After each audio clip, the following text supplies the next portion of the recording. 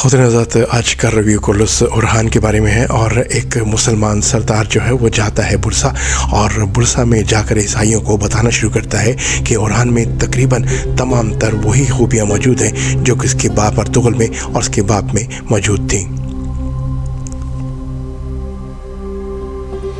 सरदार का नाम बोकरा था और वो लिवियस के साथ बात कर रहा था, और बात करते हुए कहता है कि मुझे ओरहान की ताकत का उस वक्त पता चला जब मेरा उससे जो है वास्ता पड़ा, और किस खूबसूरती से वो लड़ता हुआ, भेड़ी की चालाकी से लड़ता हुआ अपने बाबा को और अपने भाई अलाउद्दीन को मुझसे और मेरे साथियों से बचा कर निकल गया।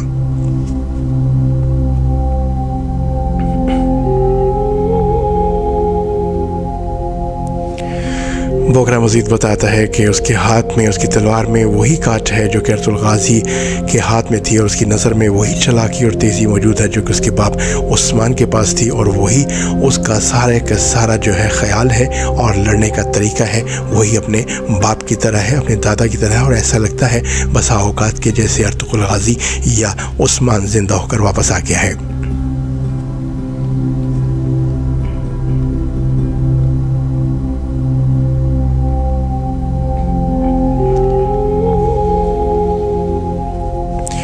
अब ये तमाम बातें जो हैं वो सुनते रहते हैं, और लिवियस वगैरह और बोकरा को जो है उसकी तारीफ़ भी करते हैं और बताते हैं कि तुमने बहुत अच्छी मालूमात हमें फ़राहम की हैं, हम इसको फरामोश नहीं कर सकते, और ये तुम एक सोने की गुठली है, सोने की थैली है, वो ले लो। ये सामने नज़र आ रहा है बोकरा है, और ये अब सिलसिला जो है जैसा कि मैंने आपको बता दिया, पहले इसलिए बताया था कि आपको समझने में, देखने में आसानी हो जाए। अब ये एक मोनोलॉग की तरह जो है वो ड्रामा खुलता है, और इसमें बताता है कि ओरहान कितना बहादुर है और कितनी बहादुरी से वो अपने दुश्मन का, सिपाहियों का मुकाबला करता है, और किस नई तकनीक और जिद्दत के साथ वो बहुत से सिपाहियों के ऊपर जो है वो हावी आ जाता है।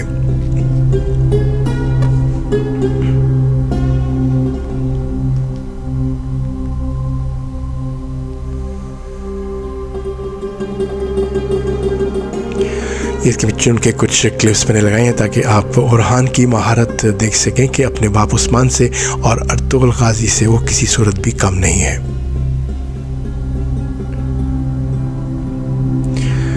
ख़ुवातीन हज़रात, जैसे कि हमने कुर्लुस उस्मान में देखा कि अलाउद्दीन जो था उसका भाई है ओरहान का, वो भी कंधा पर कंधा, शाना बशाना लड़ा करता था, लेकिन उसके हाथ में वो तेज़ी नहीं थी। हाँ, अलबत्ता उसका जहन जो था, उसका जहन और उसकी तिब्बी खिदमात जो थी वो उस्मान कुर्लुस के 6 के 6 एपिसोड्स के अंदर, 6 के 6 सीजन्स के अंदर जो थी वो नुमायाँ रहीं, और वो एक बहुत अच्छा तिब्बी मुआलिज बनकर सामने आया, और उसकी सोच बहुत दूर की थी और बहुत दूर की बात करता था, अमन की बात करता था, और मसाइल को बातचीत से हल करने पर हमेशा तवज्जो देता था।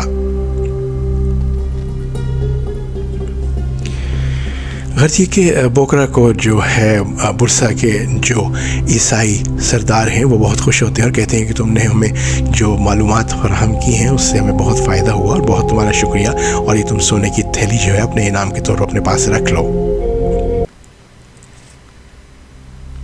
ख़ुवातीन के साथ ये है उस्मान और ये है अलाउद्दीन। इसमें उस्मान का जो किरदार दिखाया है वो बूढ़े दादा का दिखाया गया है, और इसके यहाँ पर जो है ओरहान के 2 बच्चे भी नज़र आएंगे, उनमें कासिम और सुलेमान इसके बच्चे हैं, और ये अब सीन शुरू हो चुका है उस तरह से जिस तरह से मैं बात कर रहा था। और इसको जो है वो इनाम देते हैं, सोने की थैली देते हैं और शुक्रिया अदा करते हैं, लेकिन उसी वक्त जब ये ले चुकता है तो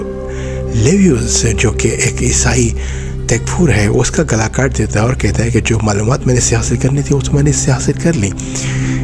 अब मुझे इसकी ज़रूरत नहीं है। जो अपनी कौम से गद्दारी कर सकता है वो सभी से गद्दारी कर सकता है। ये आप देख सकते हैं कि किस तरह से उसका गला उसने काट दिया। ये ख़वातीन हज़रात लिवियस है। साथ साथ इसलिए बता रहा हूँ कि किरदारों की शनासाई जो है वो आगे चलकर बहुत ही ममदमावन साबित होती है।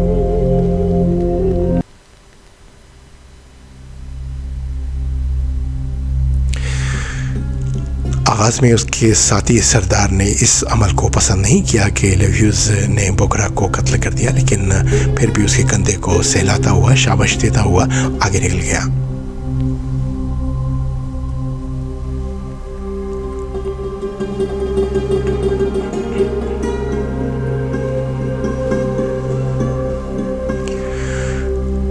इस ड्रामे का आगाज़ बहुत आहिस्तगी से किया गया है, लेकिन आगे जाकर ये पूरा का पूरा ड्रामा आग बगौला हो गया और बहुत तेज़ हो जाएगा और उसको देखकर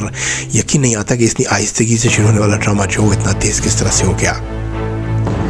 ये ख़वातीन हज़रात कारा खलील है, जो कि ओरहान का बहुत अच्छा दोस्त है और हर मशरे में हर मुश्किल में उसके साथ रहता है, और ओरहान जो है वो अपने कबीले में आ रहा है। ख़वातीन हज़रात ओरहान के कबीले में आने से पहले जो मसला ज़ेरे बहस था, जो उसके सिपाही आपस में लड़ रहे थे, बात कर रहे थे, वही कर रहे थे कि उन्होंने बुरसा का मुहासरा 8 से 9 महीने से किया हुआ है और बुरसा के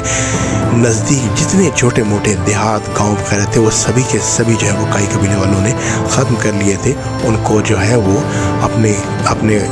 पास ले लिया था, लेकिन बुरसा पे हमला कब करेंगे ये सिपाही आपस में एक दूसरे से पूछ रहे थे और कह रहे थे कि तुम जाकर ये बात क्यों नहीं करते, तुम ये बात क्यों नहीं पूछते। यहाँ पर दिखा रहे हैं कि सुलेमान और कासिम जो है वो अपने दादा के साथ मशक कर रहे हैं और मशक करने में वो भी उतने ही तेज़ है जितने कि हमने कुल्लूस उस्मान में देखा कि अलाउद्दीन और ओरहान हुआ करते थे। ये ग़ालिबन बाला खातून है जो कि उस्मान की बीवी दिखाया गया है। ये कासिम है और साथ ही उसके सुलेमान है और ये उस्मान है और ये हफ्सा है। हफ्सा जो है ये इनकी मुलाजिमा है जो कि बच्चों की देखभाल और दूसरी मामलात के अंदर ममदो मावन साबित होती है। उस्मान अपने बुढ़ापे का ख्याल न करते हुए बहुत तेज़ी से बहुत सी जंगी तकनीक जो है वो बच्चों को सिखा रहे होते हैं और अचानक बुढ़ापा जहन से निकल जाता है और बहुत तेज़ी से जब तलवार लेकर झुकते हैं तो उनकी टांग जो है वो थोड़ी सी जिसे कहते हैं कि अकड़ जाती है और फिर एहसास होता है कि नहीं, अब वक्त बहुत गुजर चुका है, पुलों के नीचे से पानी बहुत गुजर चुका है। और इनको फिर ग़ालिबन अभी इनका नाम नहीं लिया गया कि ये बाला खातून है या क्या है। ये खातून जो इनको याद दिलाती हैं कि आप जो है वो काफ़ी बूढ़े हो चुके हैं। और इसके अलावा फिर बुरसा के बारे में बात होती है और कहती हैं कि आप बुरसा फ़तह करने क्यों नहीं जा रहे। तो उस पर वो कहते हैं कि मुझे ओरहान पर यकीन है और ओरहान को कोशिश कर लेने दीजिए, उसके बाद हम देखेंगे कि किस तरह से इस मामले को देखा जाएगा। लेकिन शक्ल सूरत के हिसाब से इनके भी चेहरे पर एक बहुत बड़ा आज़म है और ख़ातून बहुत समझदार लग रही है। अब देखते हैं ड्रामा किस तरह से आगे खुलता है और जय खुदाई इसमें भी उसी तरह मौजूद है और अपना किरदार अदा कर रहा है।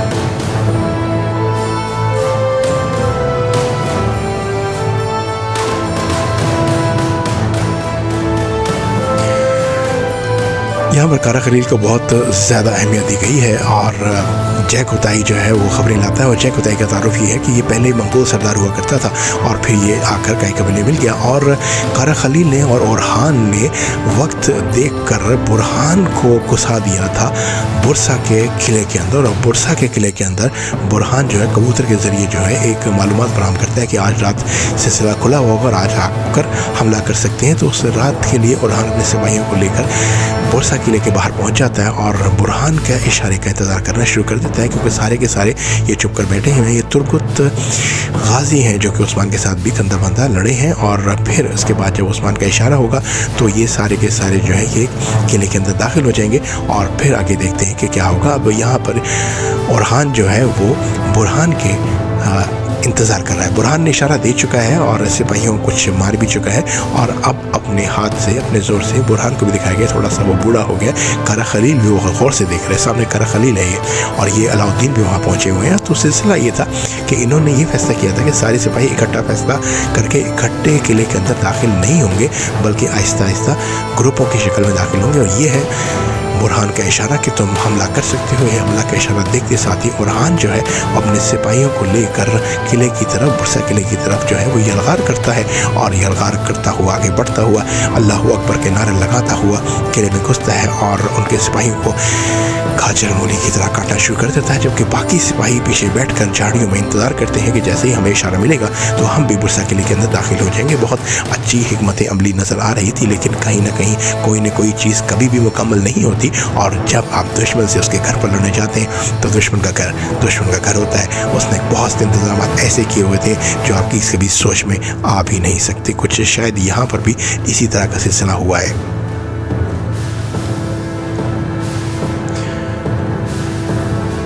अब ख़वातीन हज़रात, चारों तरफ से हमला हो चुका है और बुरहान और उसके सिपाही जो हैं वो बोरसा के अंदर जो है वो लड़ रहे हैं। ओरहान भी आ चुका है और इनके ऊपर तीरों की बारिश हो रही है जो कि किले की फसीलों से हो रही है। उसके अलावा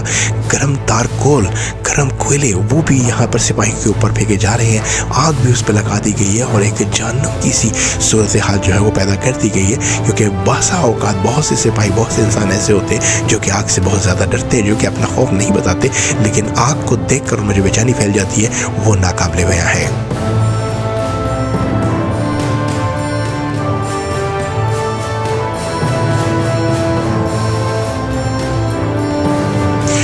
और आज़ादियाँ वाज़ेह तौर पर देखा जा सकता है कि ओरहान भी अपने बाप की तरह उसी मुस्तैदी से, उसी महारत से, उसी चालाकी से, उसी हिकमत अमली से लड़ रहा है और काफिरों को और ईसाइयों को जन्नत वासिल कर रहा है।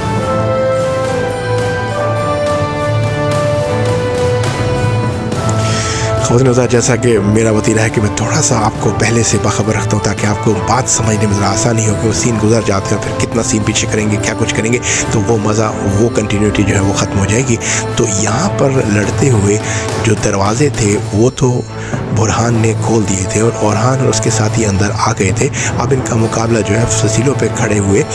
सिपाहियों से भी है, दुश्मनों से भी जो है, जो तीरंदाजी भी कर रहे हैं और गर्म तारकोल भी फेंक रहे हैं और इसके अलावा गर्म कोयले भी फेंक रहे हैं ताकि ज़्यादा से ज़्यादा बेचैनी फैल सके।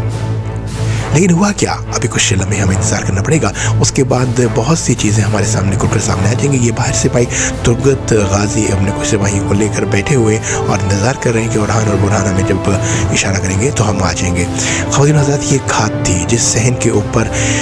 सहन के ऊपर ओरहान, बुरहान और उसके सिपाही खड़े हुए थे, उसके नीचे इन्होंने बहुत बड़ा आतिशी मादा छुपाया हुआ था और जैसे ही तमाम सिपाही अंदर आ गए तो उन्होंने, यानी कि बुरसा के जो सिपाही थे, उन्होंने किले के अंदर से दरवाजे बंद कर दिए और जिस फ्लोर पे, जिस फर्श पर, जिस ज़मीन पर ओरहान और उसके सिपाही खड़े थे वो आग बगोला हो गई, शोला बन गई और जहन्नम की तरह भड़कना शुरू हो गई, जैसा कि आप देख सकते हैं। ओरहान के पास कोई रास्ता ना था। ओरहान पे कुछ देर के लिए मदोशी छा जाती है, फैसला नहीं कर सकता क्या करना है। दूसरी तरफ अलाउद्दीन और तुर्गत गाजी जो थे वो पूरी तरह से बेचैनी से चिल्ला रहे थे कि हमला करो, चलो सलाखें लेकर आओ। अलाउद्दीन सलाखें मंगवा रहा था ताकि गेट जो है वो बड़े बड़े आहनी गेटों को हिलाया जा सके, उनको अपनी जगह से हटाया जा सके, लेकिन आग बहुत ज़्यादा थी। बुरहान अंदर था, ओरहान का भाई बाहर चीख रहा था। अलाउद्दीन का भाई ओरहान जो था उसको आग लगी हुई थी और अलाउद्दीन देख सकता था कि पूरा का पूरा किला जो है वो आग की लपेट में आ चुका है और फसीलों से खड़े सिपाही जो हैं वो अभी तक तीरंदाजी कर रहे हैं। इस तरह मुसलमान हर जगह से चारों तरफ से मौत के घाट उतारे जा रहे थे और इसी दौरान के अंदर एक बहुत बड़े सलाखी गेट के पीछे न्यूज़ आएगा, लेविस आएगा और उस्मान को कहेगा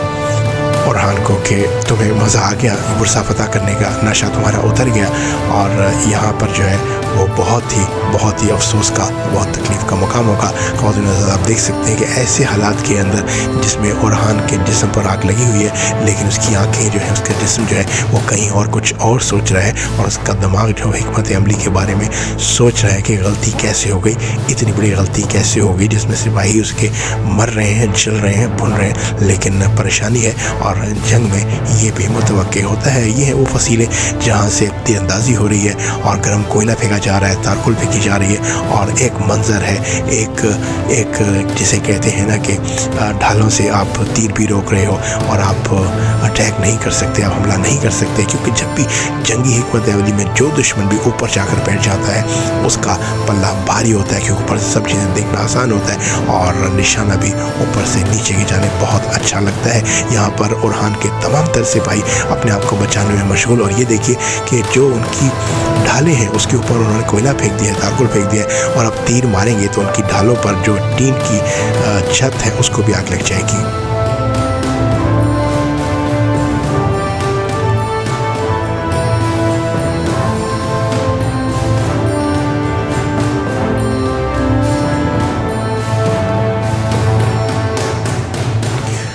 ये ख़वातीन हज़रात वो बड़े बड़े आहनी गेट जिनको बंद कर दिया गया है, ये है ओरहान जो कि उस तरफ है और